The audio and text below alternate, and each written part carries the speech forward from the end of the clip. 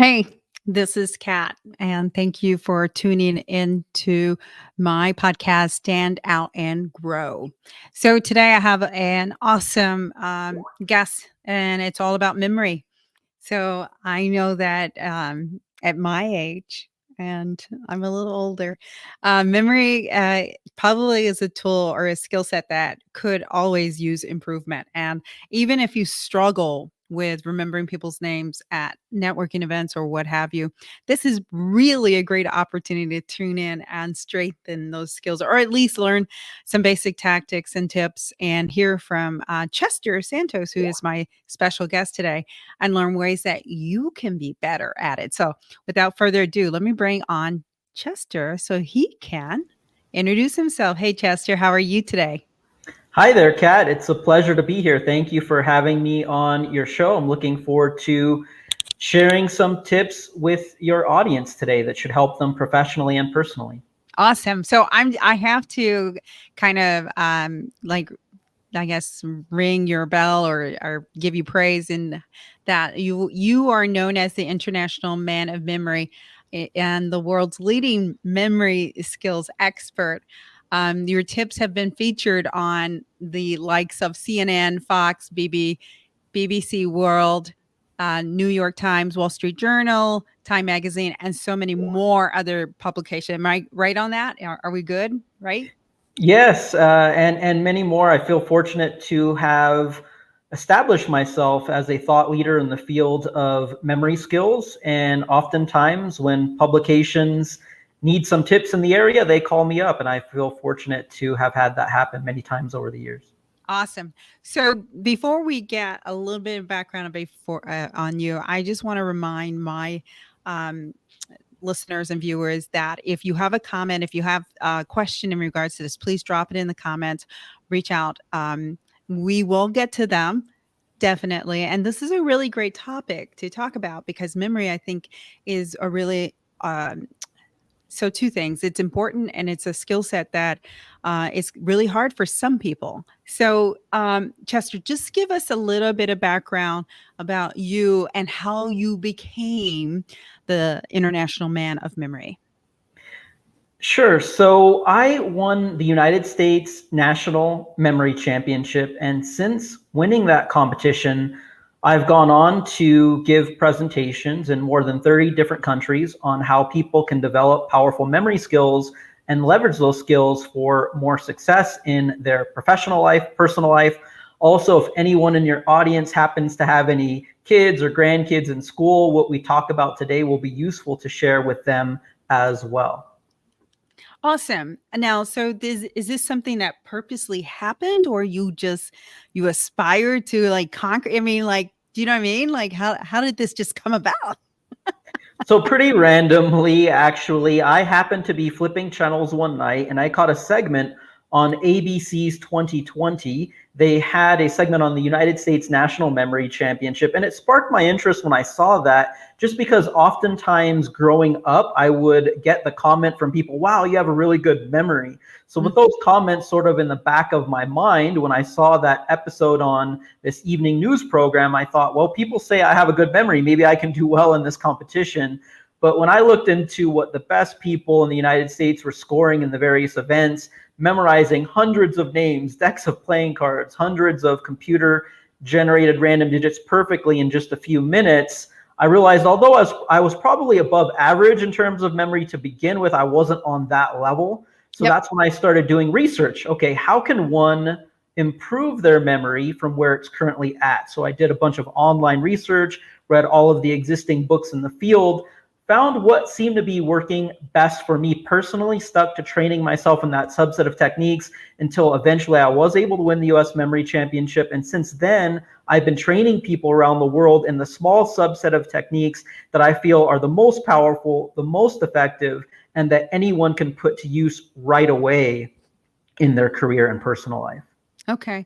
And are you seeing like a trend of people that are trying to improve their memory in regards to like, is it more or less professional, students, corporate people, CEO, C level? Like, what is the trend you're seeing? Yeah, so it's very important for all of those groups for various reasons. All right. So CEOs want to get better at not only business networking, but also remembering the names and things about their employees, Yes. especially if it's a big company. Sometimes they have difficulty with that, but they want to make that personal connection with their employees. Students, obviously, memory is fundamental to learning and the acquisition of knowledge, so it helps them to do better in school. Entrepreneurs, when you can meet with a client, potential client, and better demonstrate your knowledge and expertise, it's very impressive, especially in today's business world, in which, if we're honest with ourselves, the average business professional is losing their memory ability. Yes. We're starting to experience, I think, a bit of digital dementia in general because of an overdependence on these digital devices. But this creates an opportunity to really stand out, become more memorable in business if you will develop your memory skills.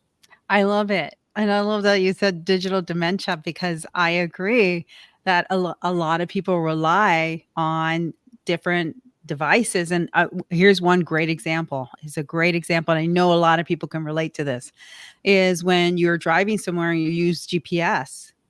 And it's probably a very local, close place, but yet you're still using GPS, right? Because you don't want to take the time to remember the directions to this one or two places wherever you're going.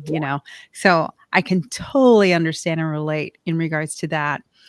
So I have another question because this happens to me sometimes. If I go to a networking event and I haven't gone for a while, and then someone sees me and they go like, "Hey, Kat," and I'm like, I forgot their name. I don't know who they are. Do you know what I mean?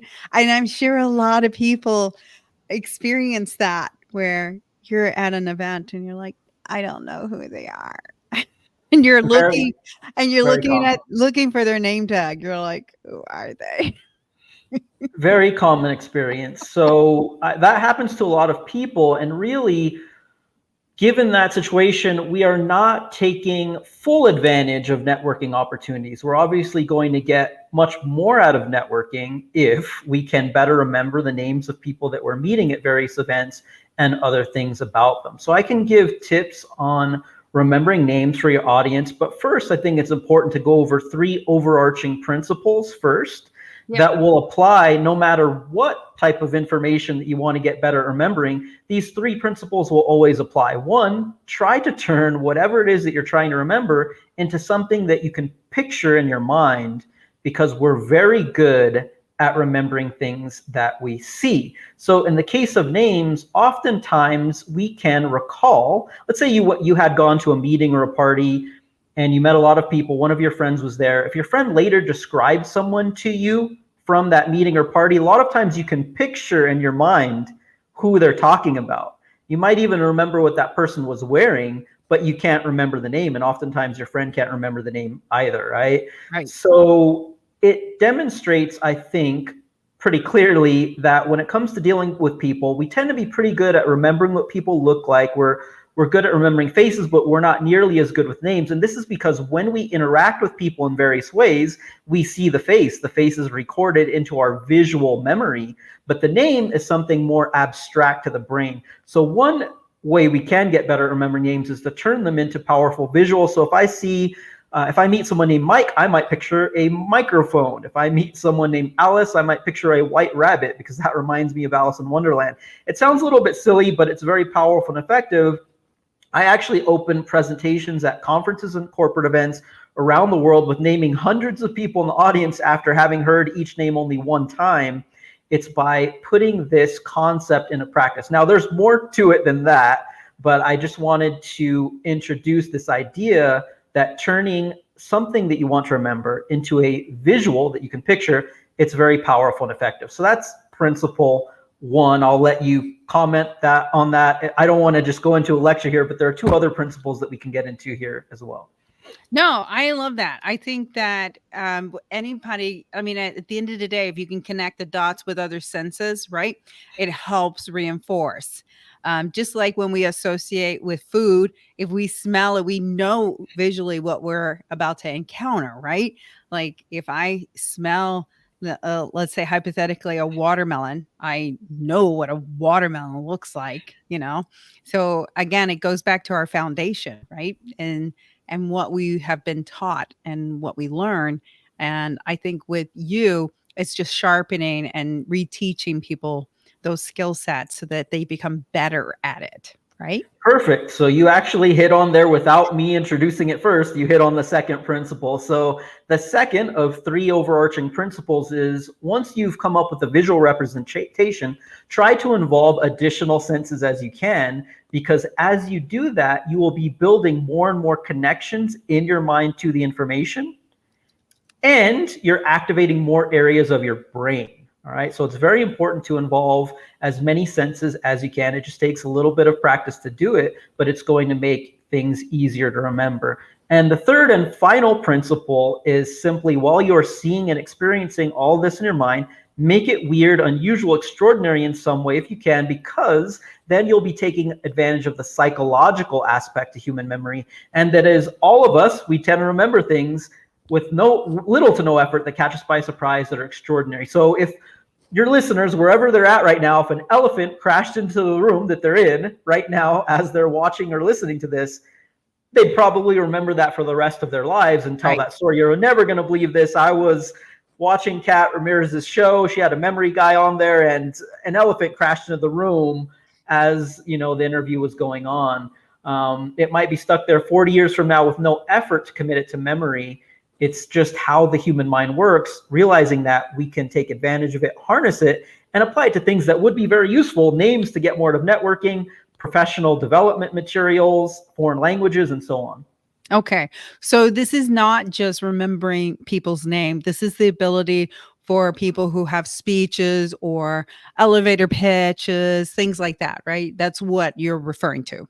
Yes, this is so applicable to so many different business situations. I think it will become more clear to people if we go through a quick interactive exercise. It'll probably take about 3 minutes to do this, but it will incorporate those three principles.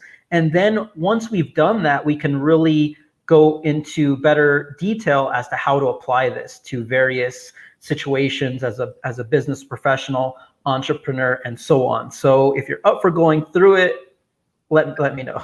Okay, let's do it. Let's put this in practice so that everybody gets a little glimpse of this. Okay, awesome. And it's up to you, Kat, if you want to try and see if you can recall all of these after we're done with the exercise. I don't want to put you on the spot in the middle of your own interview here. So I'm going to have everybody in your audience try to commit to memory the following random list of words without writing anything down, without using a digital device to help you. The word list is going to be monkey, iron, rope, kite, house, paper, shoe, worm, envelope, pencil, river, rock, tree, cheese, and dollar. Now, I realize when this is like a corporate presentation, people in the audience, I can see them looking at me like, okay, this guy's crazy. There's no way we're going to be able to remember that, not unless he gives us a lot of time to do it. But in fact, everyone's going to have this down, watching this or listening, in just about 3 minutes. And even weeks, months from now, people are still going to know all those words. The key is just to relax, have fun. I'm going to guide you through a visual. It's going to seem silly, unusual, but if you're smiling, giggling over the next few minutes, it's a really good sign you're going to remember everything. So let's just have fun with this. The first word was monkey. So I just want everybody to visualize a monkey with your eyes opened or closed, whatever's more comfortable for you in terms of visualization. So this monkey is dancing around, making monkey noises, all right? The monkey now picks up a gigantic iron, maybe like you would iron your clothes with, all right? See this monkey dancing around with this giant iron. The iron starts to fall, but a rope attaches itself to the iron. Maybe even feel the rope. Maybe it feels sort of rough. Interact with that rope, okay? You look up the rope and you see at the other end of the rope is attached to a kite. It's flying around in the air. Maybe you reach up and try and touch that kite, okay? Try to picture that as best you can. The kite now flies into and crashes into a house. I want you to picture that house to the best of your ability. Just see this like a movie or cartoon playing in your head, a silly little cartoon. The house is completely covered in paper. For some weird reason, paper is the next word I had given you. See that paper in your mind. Out of nowhere now, a shoe appears and it starts to walk all over the paper. Maybe it's messing it up, that shoe. Okay, see the shoe. The shoe smells pretty badly, so you decide to investigate and see why, and you find a smelly worm crawling around inside of that shoe. Really see that smelly worm. Picture that, smell the worm. The worm now jumps out of the shoe and into an envelope. Maybe it's going to mail itself or something. I don't know. Envelope was the next word. Really see it go into the envelope. Out of nowhere, a pencil appears. It starts to write all over that envelope. Maybe it's addressing it, that pencil. See the pencil in your mind as best you can. The pencil now jumps into a river, and there's a huge splash like you would never expect to see when it hits the river. You notice that this river is crashing up against a giant rock. It's crashing up against a giant rock. See that rock? This rock flies out of the river and it crashes into a tree. Picture that. See the tree. This tree is growing cheese. You probably haven't seen a tree like that before. This one is growing cheese. And out of the cheese shoots a dollar. A dollar comes out of the cheese. Really see that dollar come out of it. Dollar was the last word. Now I'm going to run through this in about 30 seconds, and your job is to simply replay the silly little story that you've created in your mind. We started off with that monkey. I want you to see that monkey dancing around. The monkey picked up an iron. See that iron? When it started to fall, a rope attached itself. See that rope? You look up the other end of the rope. It was attached to a kite. I want you to see that kite. The kite crashed into the house. See the house? It was covered in something. What was it? See the paper? Something walked all over that paper. I want you to see that shoe. What was crawling in the shoe? It was a little worm. The worm jumped into the envelope. Really see that envelope? See it go into the envelope? What was writing on it? See that pencil? The pencil jumped into the river. Picture that river. The river was crashing into the rock. That rock flew into a tree. What was that tree growing? See the cheese. And what came out of the cheese? I want you to picture that dollar.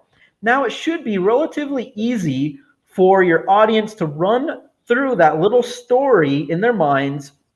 Each major object that you encounter in the story will give you the next random word. So I'd like people to try and give that run through it and see if they can at least recite it themselves. Kat, if you're up for it, you can try to recite those from memory.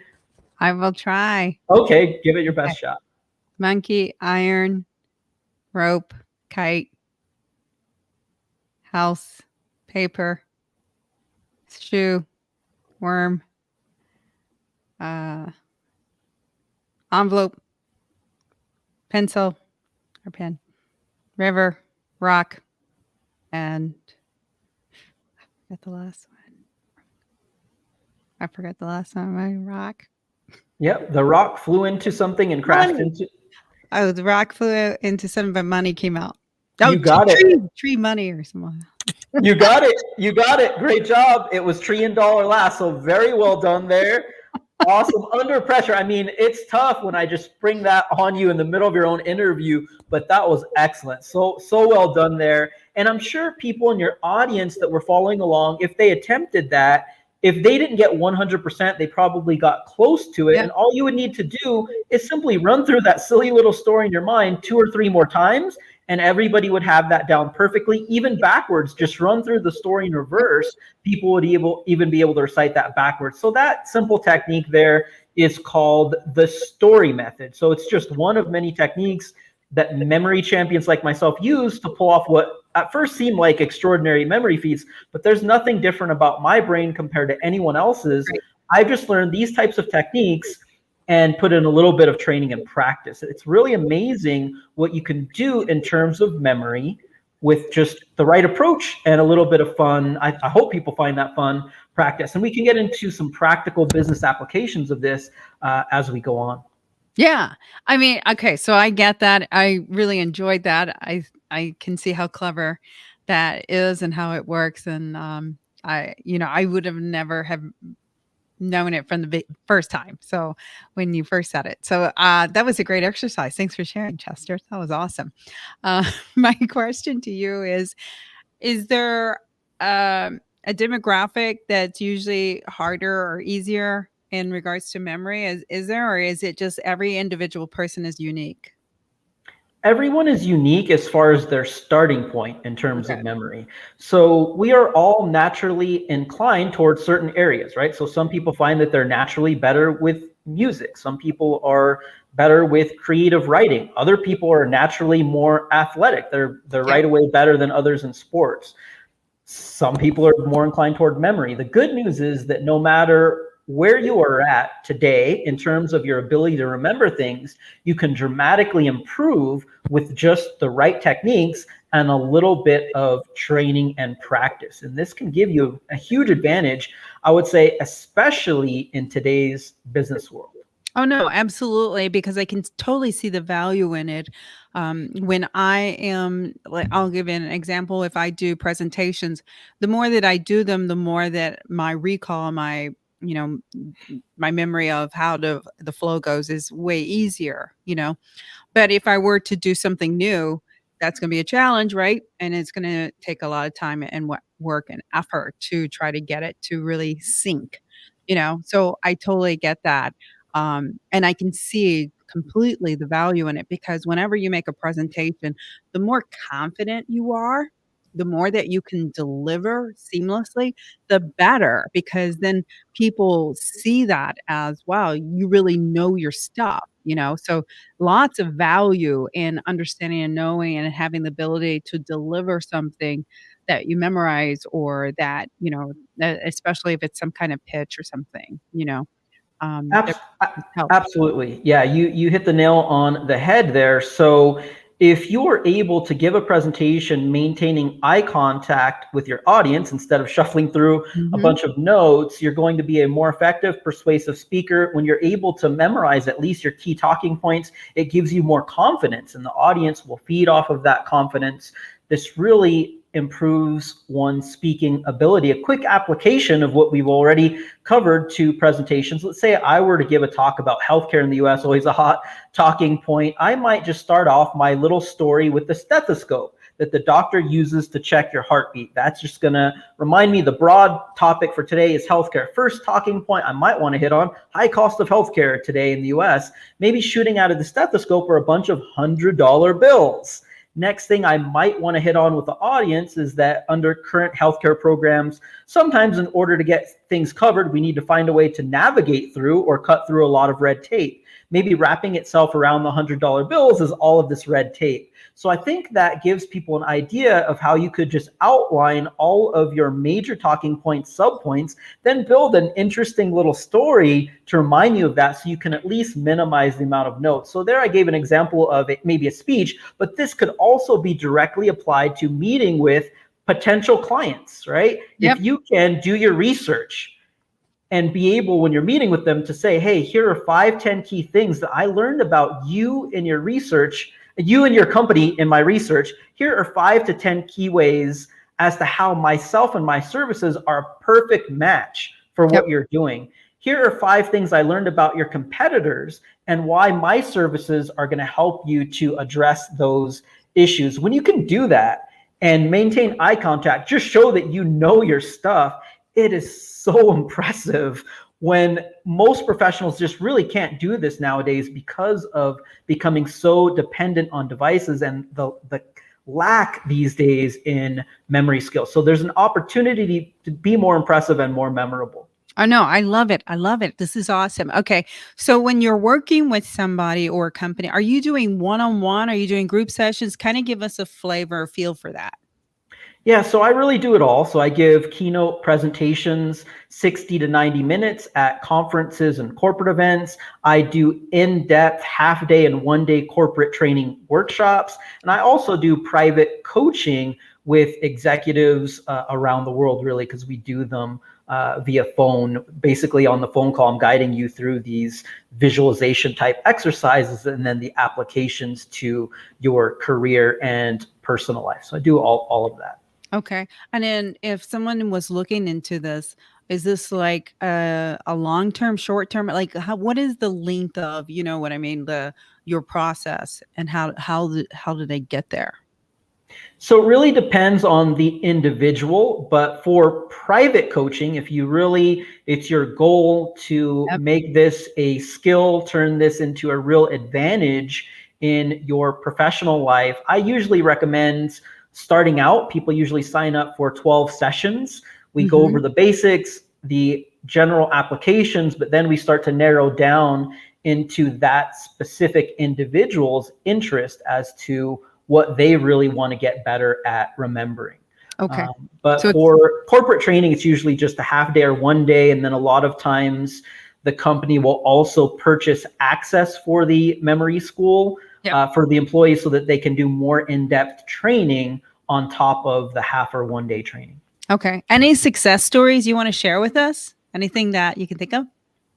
Yeah, many different types of success stories. So I've worked with people that have had what they felt to be various issues. So some people with ADHD, Yep. for instance, and dyslexia, even so what would be considered for some people learning things that were affecting their ability to learn. We addressed those by using these types of techniques. I took someone with ADHD and dyslexia who couldn't remember even 5 numbers in a row, all the way up to remembering an 80-digit sequence of computer generated random digits perfectly forwards and backwards in the United States Memory Championship. I took him to compete in the US Memory Championship, and that story's on the blog and in my website, so you can read about that. In another direction, an executive who wanted to be able to remember the names of all of his employees. The CEO of headsets.com has been a long-term private training client of mine. So people have succeeded in various ways depending on their goals. But really anybody can benefit from this type of training. Oh, no, I agree. I completely agree. How long have you been doing this, Chester? So now I have been a speaker for 15 plus years. I started this as a career in 2008, soon after I won the United States Memory Championship. That is fantastic. That's awesome. And you also have a TED Talk. Is that correct? Yeah, I did. I was a speaker for TEDx Bay Area, and people can find my TEDx talk on YouTube. And what was the topic of that? So that one was just general memory fun 101 is what we called it. So basically, you only have 15 minutes for a TED Talk. Yep. So it was just a quick introduction to some general principles. It was fun, thus memory fun 101. Yeah. And then, some very quick applications of those principles. And I also named more than 100 people in the audience, in the TEDx audience, to begin that presentation. Oh my God, that's impressive. I commend you because that's impressive and I can appreciate that. Okay, so how can people connect to you, or what is it that you're offering today? Sure. So if people want to connect with me for general inquiries or maybe speaking engagements, it would be internationalmanofmemory.com. If you have a specific date in mind for a corporate event, you can fill out the booking request right there. LinkedIn is also a good way to get in touch with me for general inquiries. If anyone is interested specifically in more training for themselves as an individual, you'd like to work on better remembering names, presentations, so on, foreign language vocabulary, even course material, memoryschool.net is my online training program. You can visualize a giant fishing net to remember that it's .net. So memoryschool.net, and I set up code CAT, K-A-T, in honor of being on your show, Kat. And the first 100 people to use that will receive a $0 enrollment fee. They'll see the enrollment fee completely waived for them. They'll only start with the first month of access, and you can remain a member of that program as long as you'd like. Awesome. That's fantastic. So please make sure, if you're tuning in and you're just now catching the end, make sure you hit rewind, catch it to beginning, because Chester shared a lot of great information with us in regards to memory training and a little memory quiz, which was fun. And you can do it yourself because you can just review it all over again. This was great information. Anything else that we should know? Anything coming up or anything we should be tuning into for you, Chester? Nothing specifically at this point. I hope everybody will share this show with their friends, colleagues, family members when they see this episode air, if they enjoyed it. That way more people can benefit from these, I feel, important concepts, things that can really benefit them right away. professionally and personally. And again, I hope people will keep in touch. I'll look out for hopefully some LinkedIn requests, and people can also attend the memory school. Yeah, absolutely. I think it's a fantastic solution you're providing. A lot of people do need to brush up on memory. It is a great thing to perfect. I'm of the believer of, and I tell this to my team, is you have to invest in yourself in order to get a very better return, right?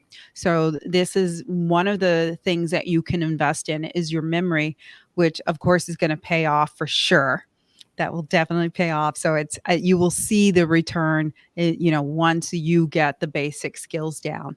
Awesome. Well, thank you so much, Chester, for sharing all this wonderful information. I love having you on my show. Thank you so much for having me, Kat. I really appreciate it, and I look forward to hopefully keeping in touch. Thank you. Sounds good. Bye. Thank you. Bye bye. Thank you for joining me and the Stand Out and Grow podcast.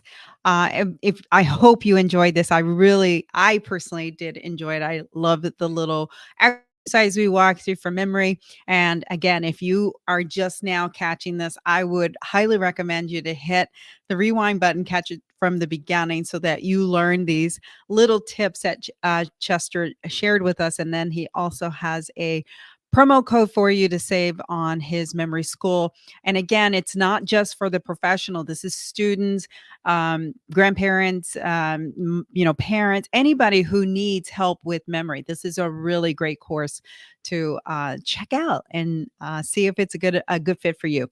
Until next time, you got this. And I look forward to seeing you next Monday.